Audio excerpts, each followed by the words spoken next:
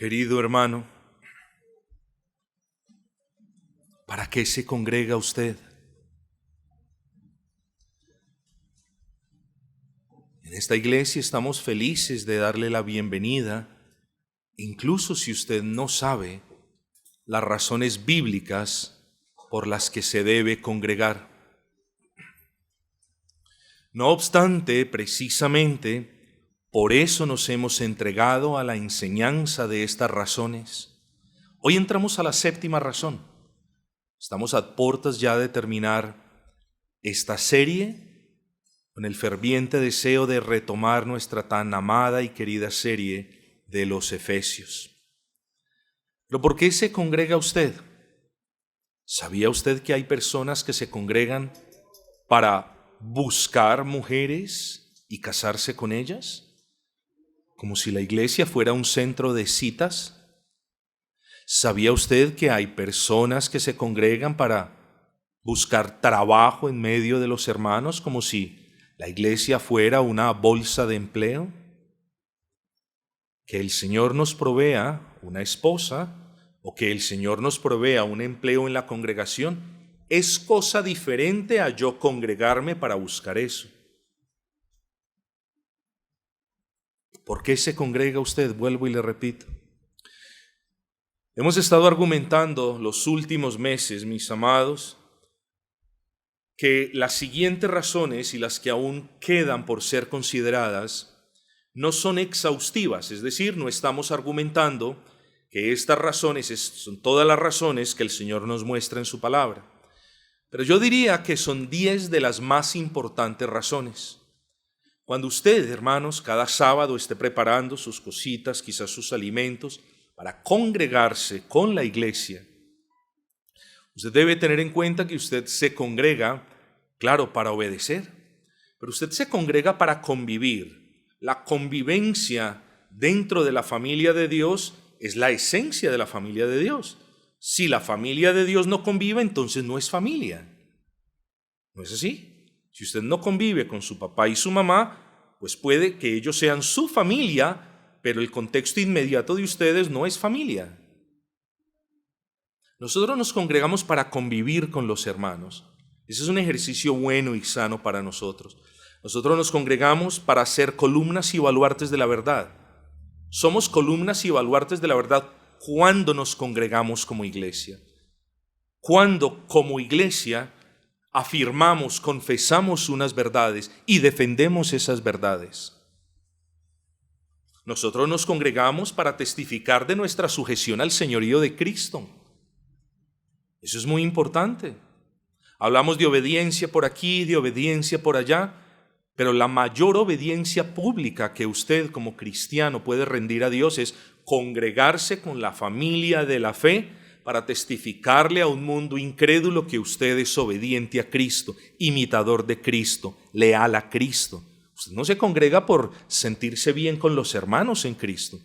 Usted tiene propósitos más elevados, más espirituales y más grandes que se los estoy recordando. Usted se congrega para predicar el Evangelio de Cristo.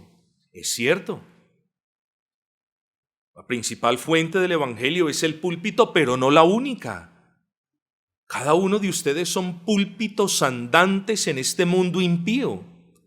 Y quizás una persona solo tenga, a nuestra manera de ver, una y solo una oportunidad de escuchar el Evangelio, y es usted. Pastor, yo lo predico en el trabajo. Muy bien, pastor, yo lo predico a mi familia. Excelente. Hermanos, busquemos participar de las labores evangelísticas de la iglesia. Pero otra de las razones, hermanos, las estipuló Cristo. No solamente debemos ir por todo el mundo y proclamar el Evangelio, sino a aquellos discípulos. Discípulos es alguien que ha creído algo de su maestro y que ahora obedece a su maestro. Nosotros debemos enseñarle las cosas que el maestro nos ha mandado. Eso usted lo puede ver en el capítulo 28 de Mateo. Id por todas las naciones a predicar el evangelio del reino, lo estoy parafraseando, pero luego dice, enseñándoles todas las cosas a los discípulos, enseñándoles todas las cosas que yo os he mandado. Entonces no solamente es a proclamar el evangelio, sino a edificarnos mutuamente. ¿Cómo edifica usted al pueblo de Dios si no se congrega? Congréguese y cumpla con este deber. Edifíquenos. Sea de bendición para nosotros. Cada uno de nosotros tiene dones especiales. No estoy hablando de dones sobrenaturales, de esos dones que estuvieron vigentes, pero cada uno de nosotros tiene dones especiales. No hay ningún hijo de Dios que no tenga nada maravilloso que aportarle a la iglesia. ¿No es cierto que es desconcertante cuando teniendo tanto por aportar a la iglesia, en vez de aportarle, le robamos, le quitamos o peor aún la destruimos? ¿Qué es esto, hermanos? Somos el pueblo de Dios. Somos hermanos que en medio de nuestras debilidades amamos al Señor, nos amamos, busquemos el bien del hermano. Eso lo aprendíamos hace poco, cuando veíamos los atributos de Dios. Debemos procurar el bienestar integral del hermano. Debemos ser misericordiosos con el hermano.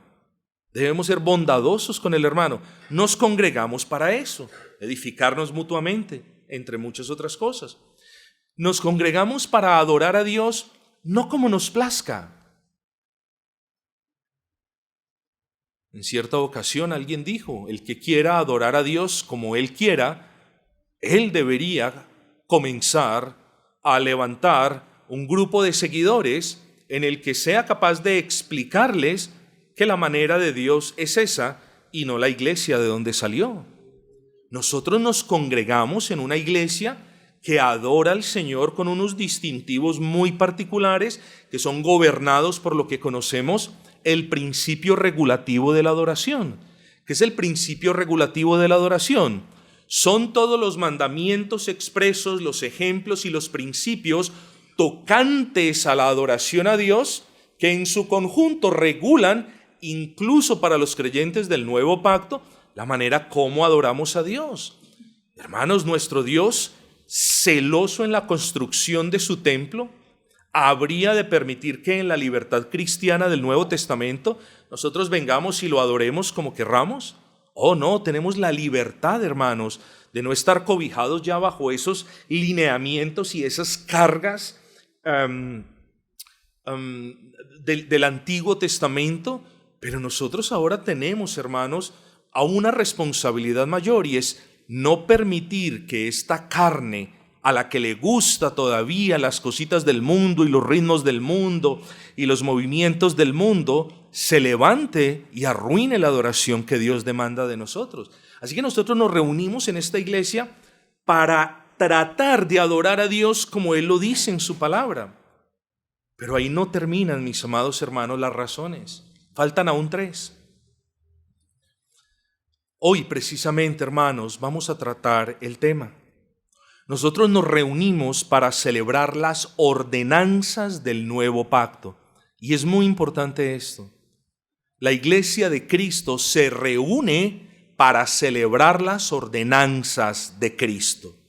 Es decir, para celebrar los bautizos y también para participar en la mesa del Señor.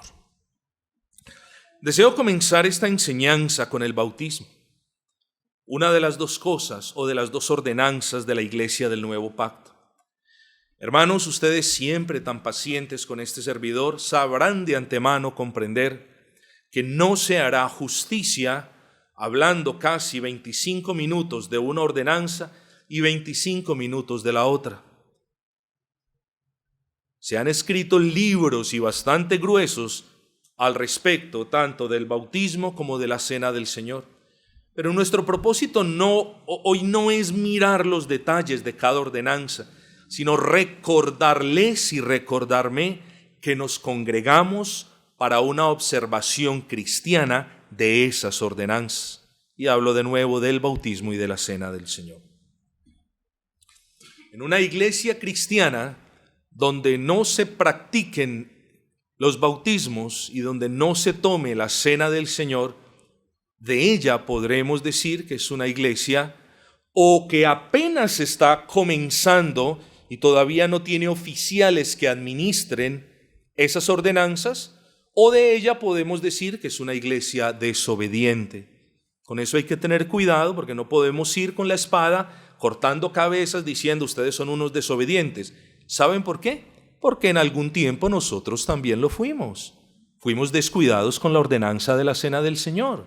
Nos arrepentimos por la gracia del Señor y enmendamos nuestros caminos. Así que tengamos misericordia con quienes no han hecho de estas ordenanzas ese patrón y esa obediencia continua, y más bien, hermanos, demos gracias al Señor, porque el Señor nos ha traído luz y cada vez, hermanos, nos estamos adhiriendo más y más a su palabra. Vamos a considerar entonces, en primer lugar, el bautismo.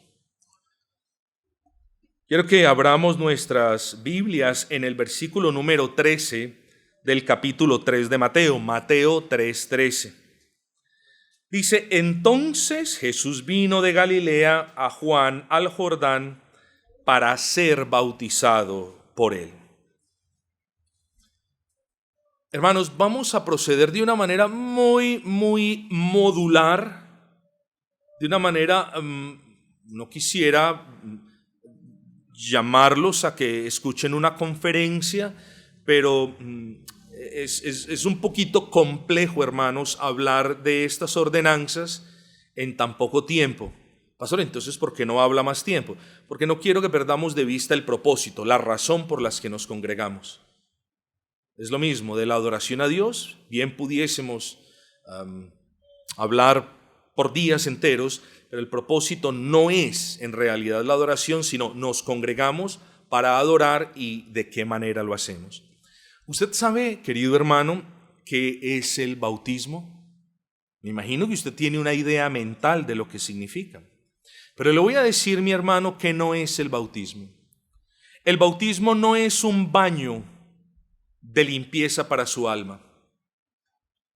En el bautismo no hay una impartición de vida espiritual al pecador. Usted no puede asociar salvación con bautismo. En el bautismo nadie se salva. O el que no se bautiza no puede entrar al reino de los cielos. Esas cuestiones hay que saberlas entender. El bautismo no hace mejor el carácter de una persona.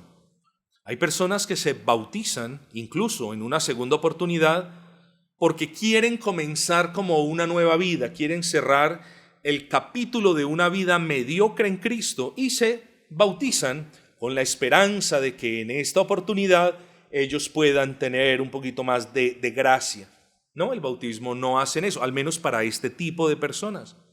El bautismo no le concede ningún poder espiritual al cristiano. Si hay un creyente, por ejemplo, que está atrancado o que se está resbalando constantemente en un pecado, la solución no es bautizarse de nuevo. El bautismo no tiene que ver nada con poderes espirituales. Y una vez más, no tiene absolutamente nada que ver con la impartición de salvación. El bautismo, mis amados hermanos, tampoco, cuando usted encuentra un libro de teología sistemática, muy a menudo los teólogos que nosotros leemos son presbiterianos. Luego muchos de ellos asocian el bautismo con las abluciones y con los lavados que se le hacían a los prosélitos en el Antiguo Testamento que querían ser parte del pueblo de Dios.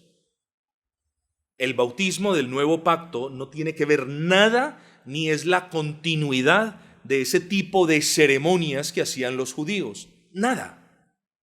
De hecho, el bautismo del Nuevo Pacto es una ordenanza nueva, como lo es el Nuevo Pacto. El bautismo que nosotros practicamos no es la continuación de nada del Antiguo Testamento. En ese orden de ideas decimos que el bautismo no es para la iglesia del Nuevo Pacto lo que fue la circuncisión para la nación de Israel del Antiguo. Vuelvo y repito, para la iglesia del Nuevo Pacto el bautismo no es la circuncisión. Bueno, en el Antiguo Pacto al niño circuncidado se le daba la bienvenida al pueblo por medio de la circuncisión. Bueno, en el nuevo pacto, el bautismo le da la bienvenida al recién nacido al pueblo de Dios. No es así. No es así, hermanos queridos. Así que hablar del bautismo del nuevo pacto, es para nosotros algo nuevo, algo mucho más grandioso y algo saturado de significado espiritual a granel, hermanos. Pero ¿sabe usted entonces? Ya le dije que no es el bautismo y qué no hace. Ni siquiera, hermanos, voy a tomar tiempo en hablarles de las formas del bautismo. Hay iglesias que bautizan por proxy. ¿Usted sabe qué es eso? Hay iglesias que administran el bautismo a muertos por proxy. ¿Qué es? Por personas que se bautizan a nombre del muerto.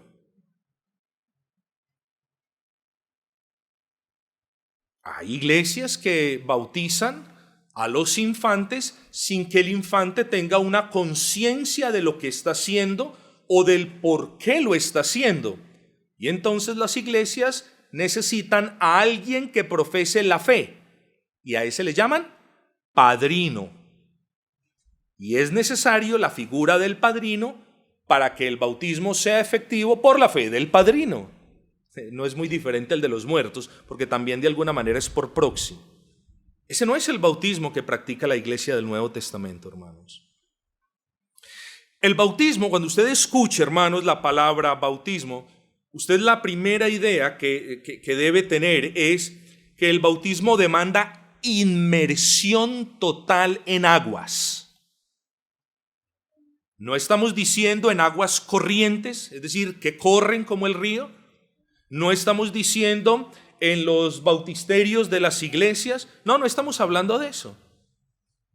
La esencia es la inmersión total de la persona que se bautiza. Pero esa persona, hermanos, debe ser caracterizada por una fe y un arrepentimiento cuyas vidas vayan adornadas de frutos de buenas obras. Entonces ahora para nosotros el bautismo es la inmersión total en agua de una persona que ha creído en el Señor Jesucristo. Miren que vamos robusteciendo el bautismo. ¿Qué es el bautismo? No, pues que el pastor me hunde la cabeza y luego me ayuda a salir. No. Comencemos, hermanos. Aprendamos a definir las cosas. Abandonemos esas definiciones escuetas, mediocres y en cierta manera ignorantes de lo que estamos aprendiendo y robustezcamos esto. Así que hablamos de total inmersión, pero hablamos de inmersión de los creyentes. Esa persona que se bautiza, ya acabamos de decir, es un creyente. Esa persona está unida a Cristo por medio de la fe. Es un término que en teología le llamamos la unión a Cristo. Entonces, ¿qué sucede en el bautismo? En el bautismo sucede que alguien que ha creído en el Señor Jesucristo, lo único que está diciendo es esto, o testificando es esto: yo estoy unido a Cristo por medio de la fe. No solamente estoy obedeciendo a Cristo en el acto del bautismo, sino que me estoy identificando con Él, descendiendo a las aguas con su muerte y ascendiendo de las aguas en un nuevo nacimiento. Eso es el bautismo. No solamente es un paso de obediencia, por supuesto que lo es, pero es un paso de obediencia en el que el creyente se identifica con Cristo en su muerte al mundo, bajar a las aguas, y en una nueva vida para Cristo, subiendo de las aguas. Noten el significado, noten el simbolismo de esta maravillosa ordenanza.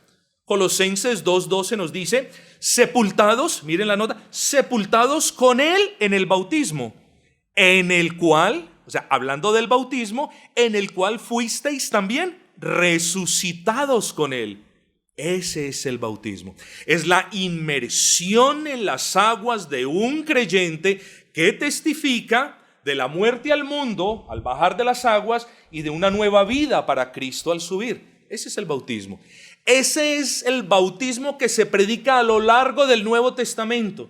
Usted no va a encontrar ninguna otra forma de bautismo en el Nuevo Testamento. No lo va a encontrar, ni por ejemplo, ni por práctica de ninguna iglesia. Y es que es muy diciente.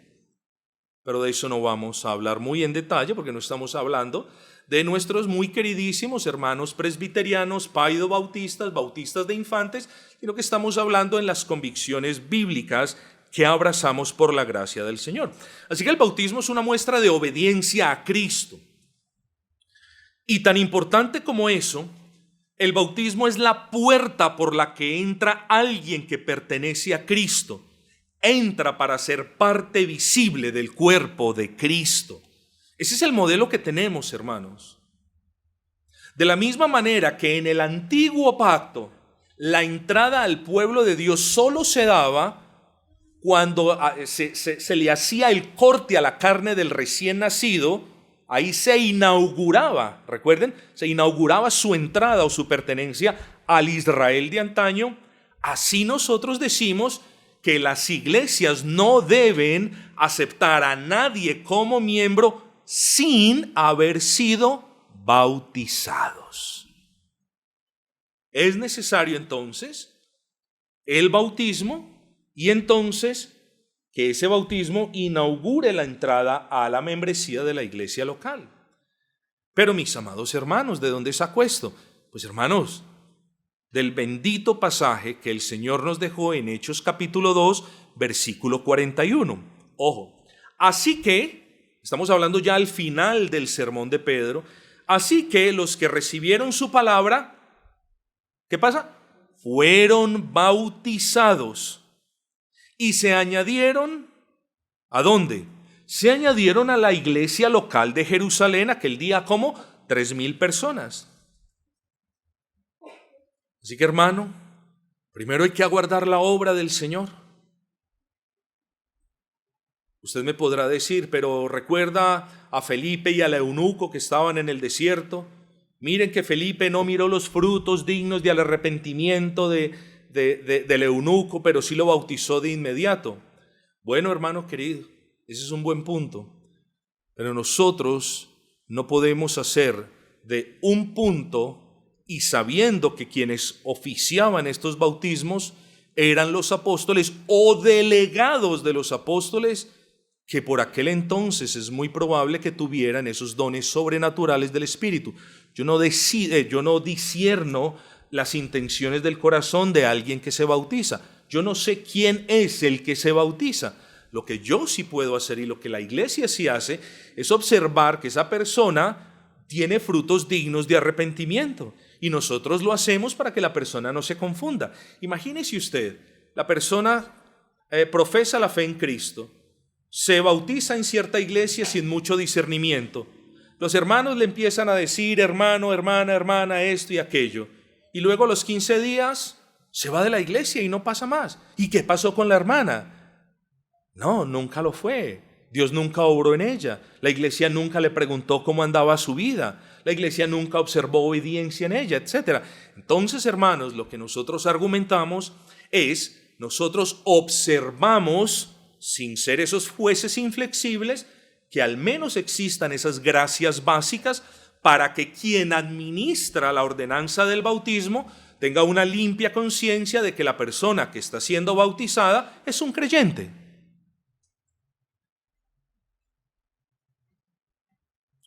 Ya definimos el bautismo, ya dijimos que no era, ya hablamos en su esencia de qué era.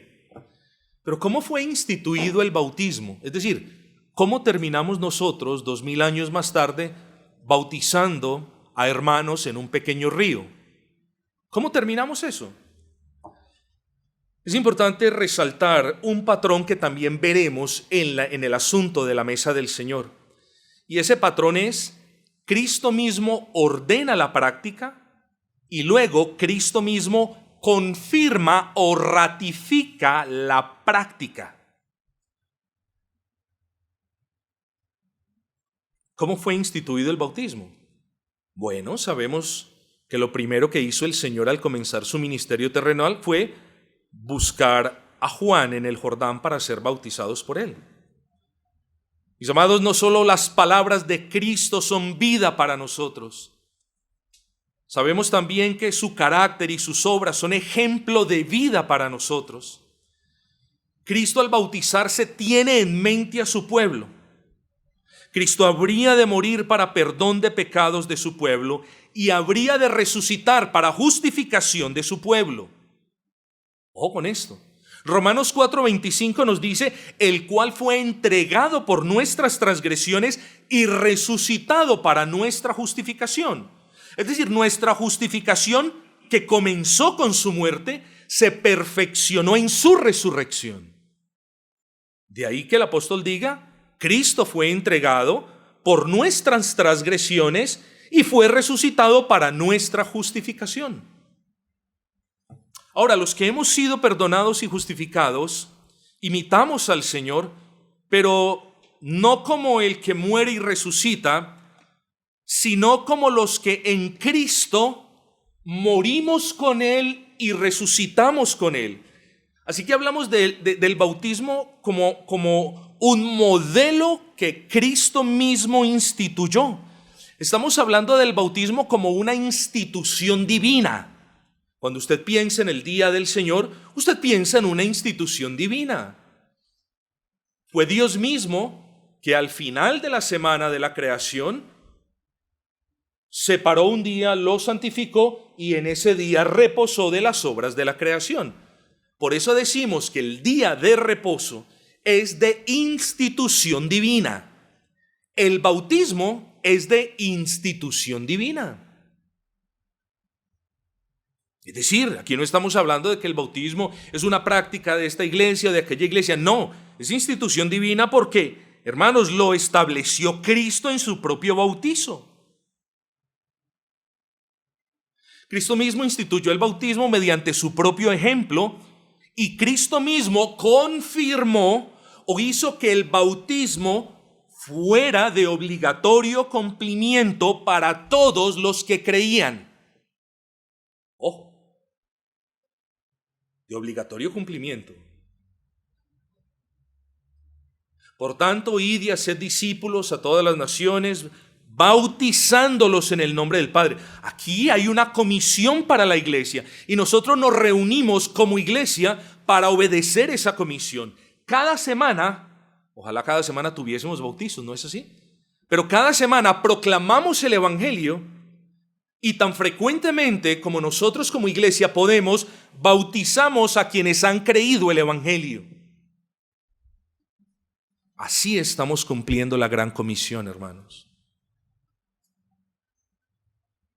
Por tanto, id y haced discípulos a todas las naciones, bautizándolos. Y aquí nos dice la fórmula bautismal. En el nombre del Padre y del Hijo y del Espíritu Santo. Aquí es cuando decimos, mis amados, que el creyente se bautiza, no porque es presionado, no porque quiere entrar a la membresía de una iglesia que le exige ser bautizado, y menos porque se bautiza por miedo, porque si no pierde la salvación. Todo creyente se bautiza, primero porque su Señor se bautizó, y segundo porque el Señor lo ordena de manera explícita.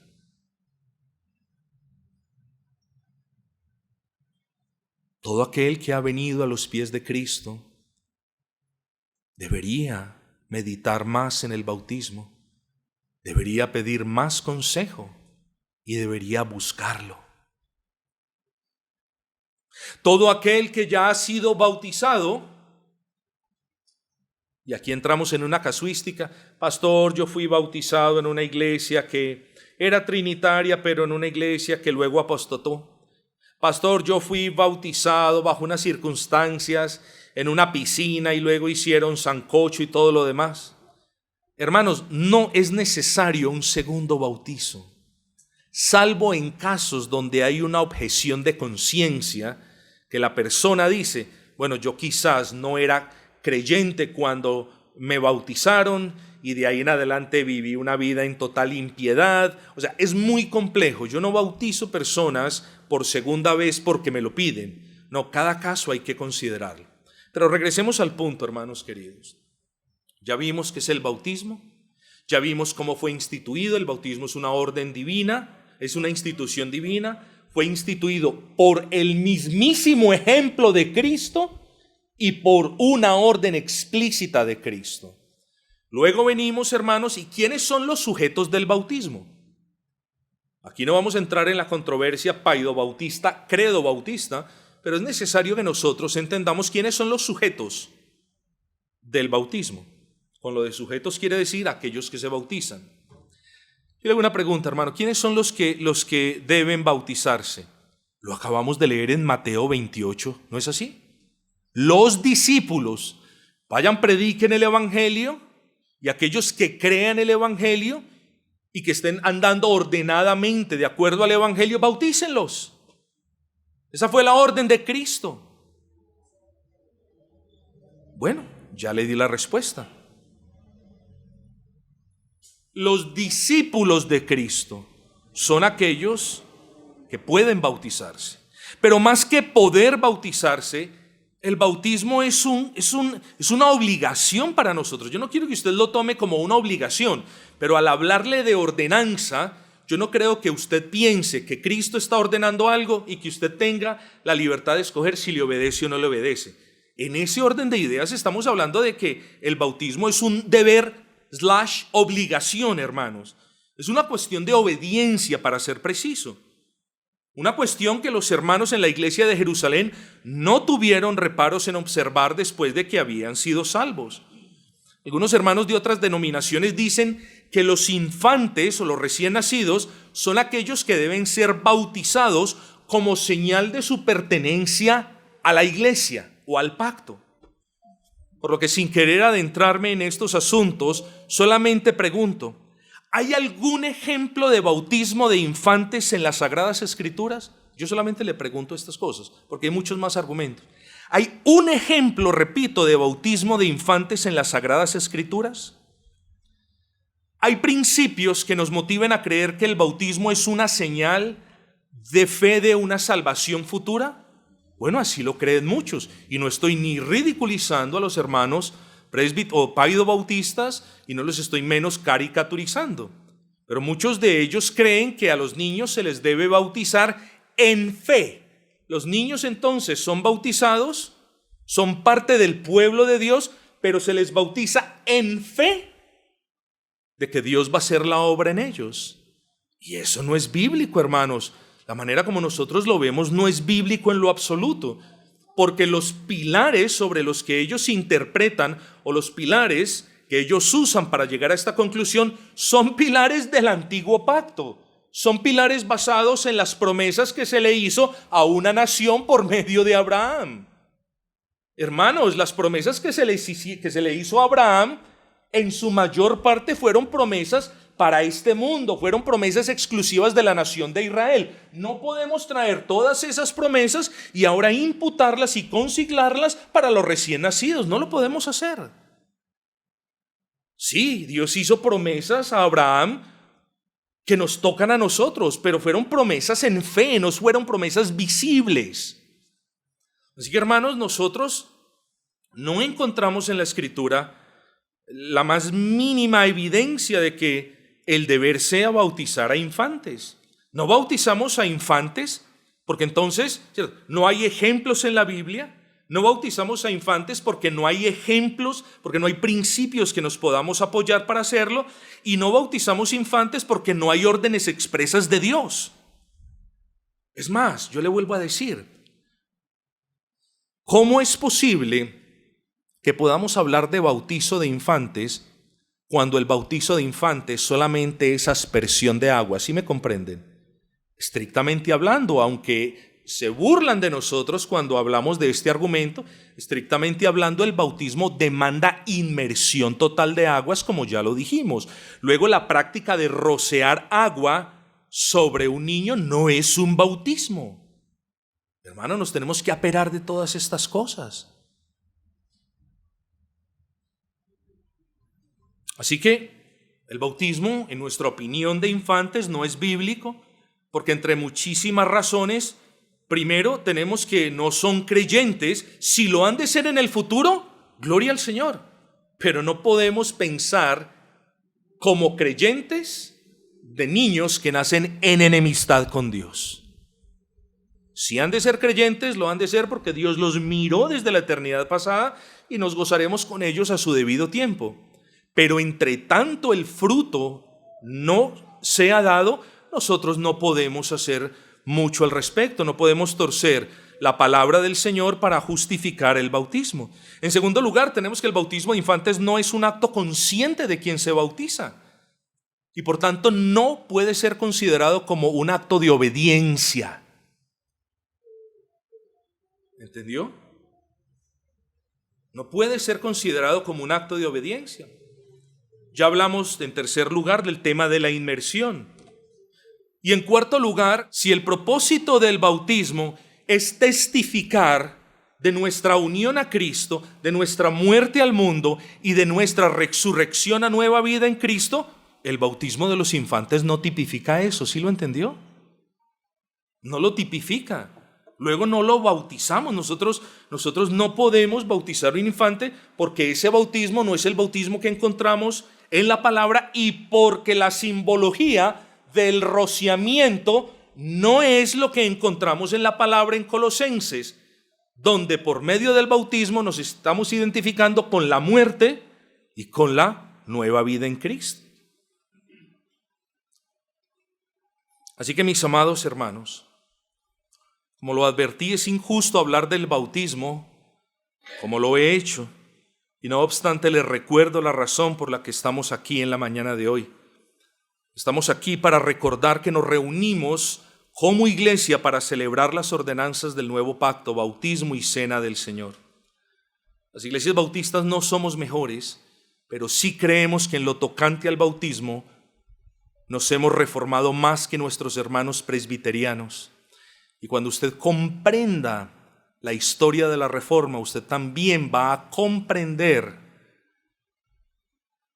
que hubo cosas que nuestros hermanos presbiterianos no querían reformar. Entonces los reformadores no fueron perfectos. La reforma de Calvino y de Lutero no fue perfecta. La reforma de los puritanos no fue perfecta. Se fue purificando, se fue depurando, pero no es perfecta. Y yo creo que en ese orden de ideas los bautistas particulares, nosotros los bautistas reformados, en ese orden de ideas somos más adheridos a la Biblia que incluso los reformadores. Esto no nos hace mejores, pero por la luz que el Señor nos ha dado debemos dar gracias al Señor. Bástenos a nosotros saber, hermanos, en primer lugar, que el bautismo no es la circuncisión del antiguo pacto, eso ya lo dijimos. En segundo, los únicos que reciben bautismo son aquellos que conscientemente han escuchado el Evangelio y han creído en el Evangelio.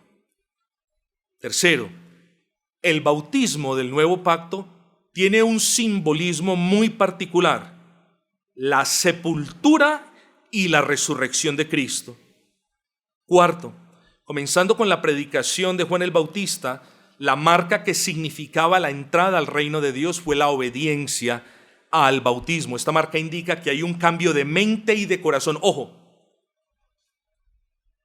esta marca indica que hay un cambio de mente y de corazón. ¿Y qué es un cambio de mente y de corazón? Es una característica distintiva de los creyentes del nuevo pacto. ¿Quiere investigar más? Lea Jeremías 31-33, la gran promesa evangélica del nuevo pacto, por allá en el Antiguo Testamento. Y en esa promesa el Señor es muy claro: pero este es el pacto que haré con la casa de Israel, con la iglesia en aquellos días. Dice: daré mi ley en su mente y la escribiré en su corazón. Hermanos queridos, el arrepentimiento y la fe en Cristo son esas marcas que nos identifican como miembros del nuevo pacto. Luego, la ordenanza del bautismo debe venir después de eso, no antes. Nos congregamos entonces, voy a terminar este punto, para obedecer a Cristo en la celebración de bautizos. Y digo celebración porque es un festín espiritual, hermanos. Es un festín espiritual en el que quien se bautiza imita a Cristo, testifica de la obra de Cristo en él y entra públicamente al cuerpo de Cristo, que es la iglesia. La justificación inaugura la entrada inconsciente del creyente a la iglesia invisible de Cristo. Pero el bautismo, hermano, es un acto consciente de la entrada del creyente a la iglesia local, o debe serlo. Vamos a continuación, hermanos, a hablar brevísimamente de la cena. Vamos a hablar brevísimamente de la cena. Primera de Corintios 11:26. Así pues, todas las veces que comiereis este pan y bebiereis esta copa, la muerte del Señor anunciáis hasta que Él venga. Vamos a definir la mesa del Señor o la cena del Señor. Primera de Corintios 11:26. También conocida como la cena del Señor. Esta orden del Señor demanda que los creyentes que participen en ella tomen dos elementos: el pan y el vino. ¿Para qué? Para conmemorar lo que Cristo hizo en la cruz del Calvario, donde su cuerpo fue entregado por nosotros y su sangre fue derramada a favor de nosotros para cubrir la multitud de nuestras culpas por nuestros pecados. Lo anterior es cierto, pero es muy cierto, hermanos, que la cena en sí es un acto de adoración. No vea la cena como lo que toca hacer después del culto. No, la cena es parte de la adoración a Dios, y en ese orden de ideas, quienes participan de la cena, como quien administra la cena, deben tomarla con dignidad, deben examinarse con cuidado y deben entrar a ella como si estuvieran en una fiesta, hermanos. Evidentemente no una fiesta en el sentido mundano y vulgar de la palabra, pero es un banquete de bendiciones al que nosotros participamos cuando tomamos la cena del Señor. Banquete.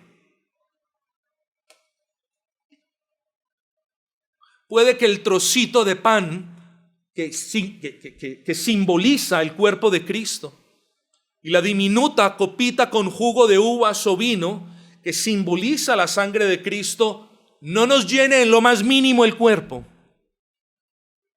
Pero meditar en el significado de la cena llena el alma del creyente, hermanos. Y aquí es cuando me pregunto por qué los creyentes no están tomando la cena. Y la respuesta de muchos creyentes será: porque el pastor me impide que yo tenga ese derecho. El pastor me impide, en esa iglesia impiden que los creyentes pasemos a la cena. Vaya a ver en qué iglesia bíblica se le sirve la cena a alguien que lleva años sirviendo y no es parte de la membresía de la iglesia. Búsquela. No, hermanos queridos, la cena la toma la familia del Señor. ¿Usted es familia del Señor? Bueno, demuestre que es familia del Señor mostrando su testimonio delante de los hermanos, para que sean los hermanos los que le den la bienvenida al seno de la familia del Señor.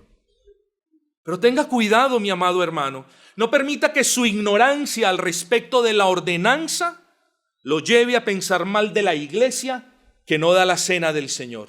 No, esta no es una iglesia católico romana, mis amados hermanos, donde se le da el pedazo de hostia a quien se lo pida. No, hermanos, debemos adorar como Dios lo ordenó en su palabra. Y esa orden de Dios, hermanos, espero probarlo ahora y durante nuestro curso de membresía, es muy clara.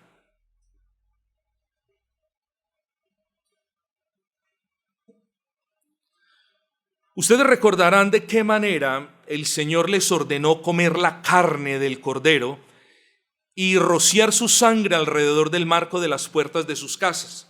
Eso está en Éxodo 12:7. Esta escena es preciosa y es de un alto valor y de gran significancia. Salvación para el pueblo típico de Israel por la sangre del cordero mientras comían la carne del cordero. Ustedes conocen la orden. Se reunían entre familias para comer la carne asada del cordero y en cada lugar donde se reunían estaba marcada por la sangre de ese cordero. Pero la práctica de la cena pascual no permanecería así para siempre. Era un mandamiento positivo del Padre en el Antiguo Testamento, mandamiento positivo, ustedes saben qué es, y comerán la carne asada del fuego. Y un mandamiento positivo puede ser cambiado por otro mandamiento positivo. ¿Qué es un mandamiento positivo? Es un mandamiento que se da además del mandamiento moral.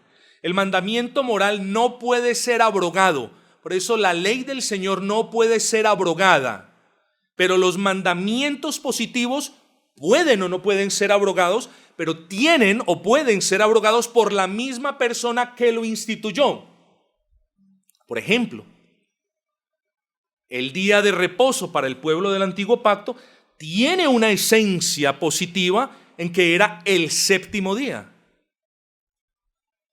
Hubo un mandamiento positivo por parte del Señor y ahora fue el primer día de la semana.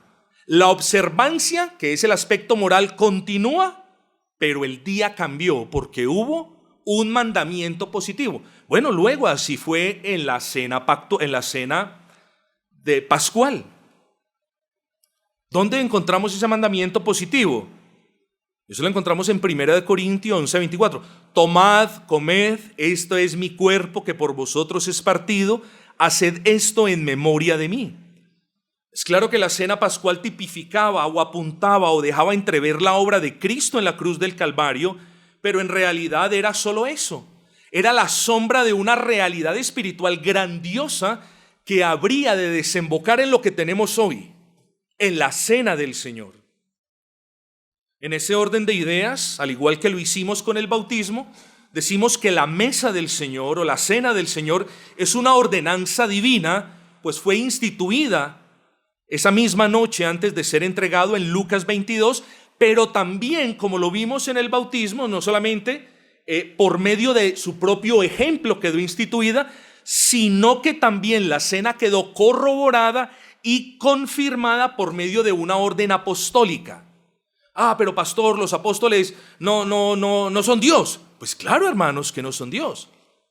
Pero los apóstoles tenían la plena autoridad de la segunda persona de la Trinidad, que sí es Dios. Luego, la orden apostólica es igual de vinculante que cualquier otra orden que Dios mismo nos haya dado. ¿Comprendieron, hermanos? Es muy importante eso. No, yo obedezco a Cristo, pero no obedezco a Pablo. ¿Qué es eso? Si Pablo habló bajo inspiración del Espíritu Santo y si lo que quedó consignado por voluntad del Espíritu del Señor. Noten ustedes, los creyentes se unían a iglesias locales y participaban de la cena del Señor. Eso es algo claro que comenzamos a ver en Hechos 2:41. Oiga esto. Así que los que recibieron su palabra fueron bautizados y se añadieron a la iglesia como 3,000 personas y perseveraban en la doctrina de los apóstoles, en la comunión los unos con los otros y en el partimiento del pan.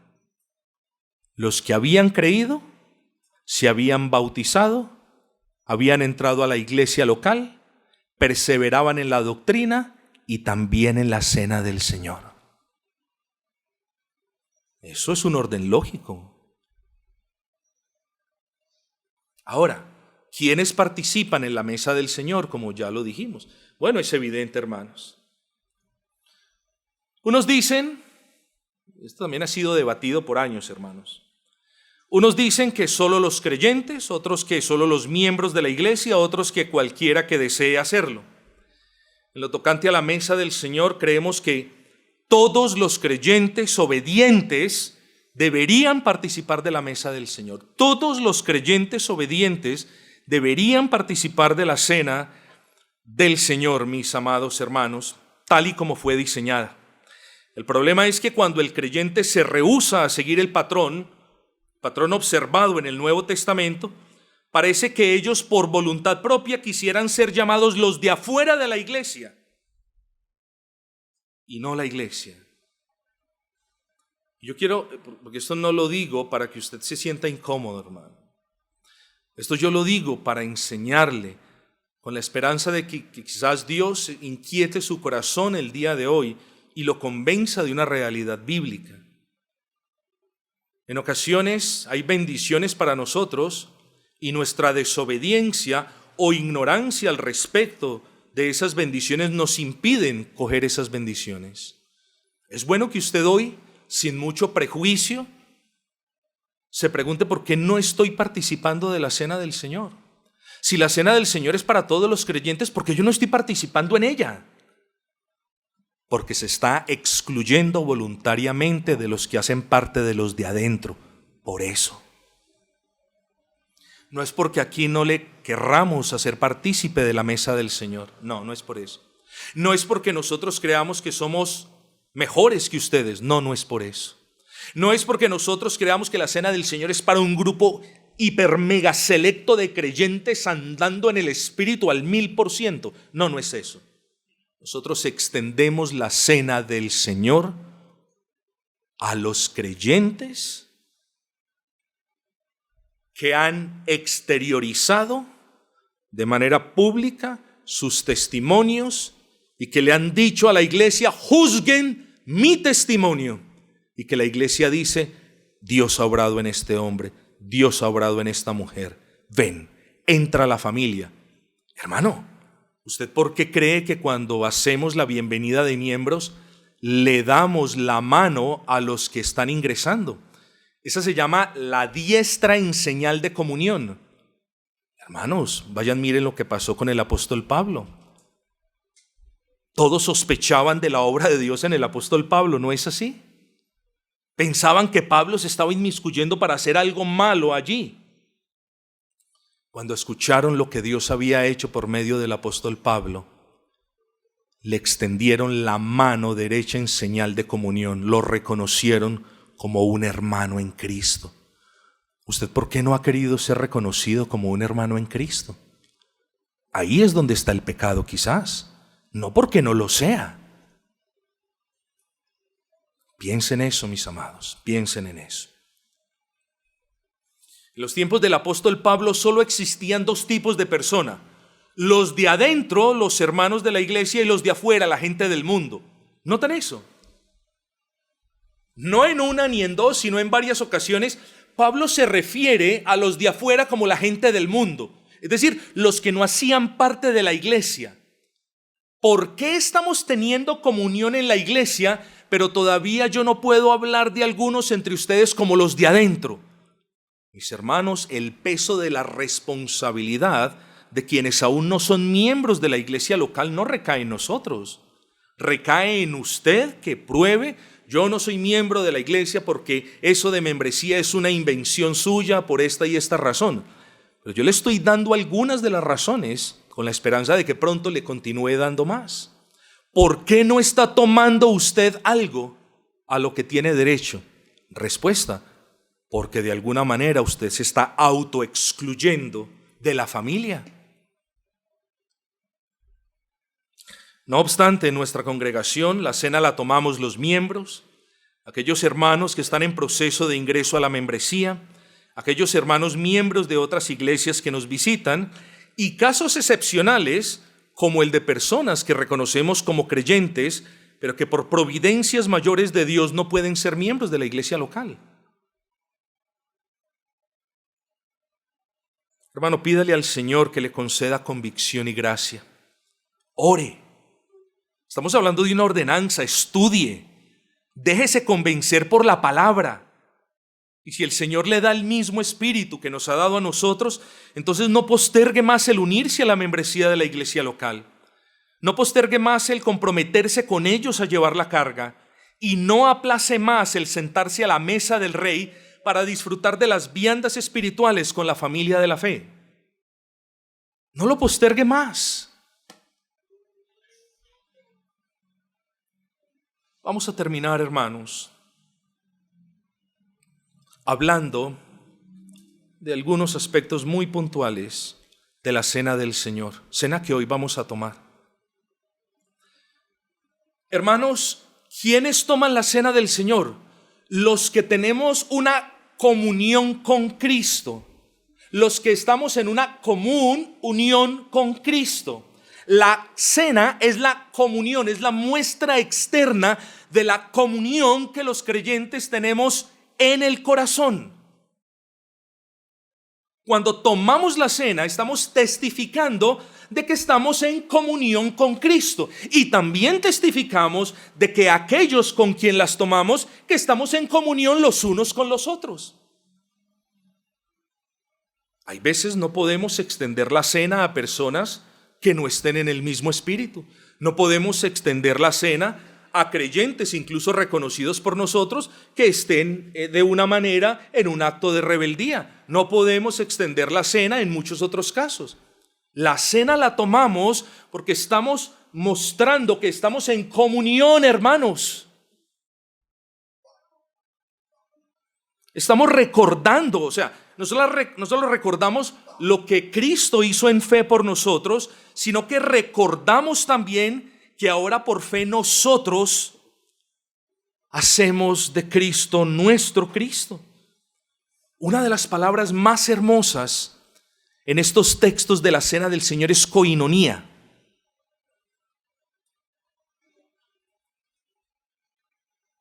Una comunión cercana, un deleite.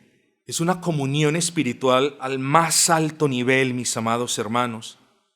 Es un momento en el que el pueblo disfruta de su Cristo y en el que Cristo disfruta al estar en la presencia de su pueblo. Hermanos, en la cena del Señor tenemos el pan y el vino, símbolos que si bien en sí solos son de poco valor, al tomarlos con fe en la cena del Señor, pasan a ser de gran bendición.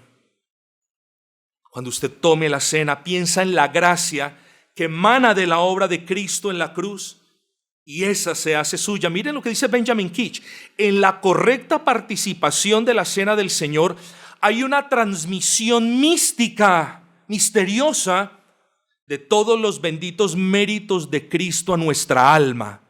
Eso es hermoso, hermanos. No estamos diciendo que en la cena del Señor hay de nuevo una justificación. No, pero hay una comunicación de bendiciones muy particulares, hermanos.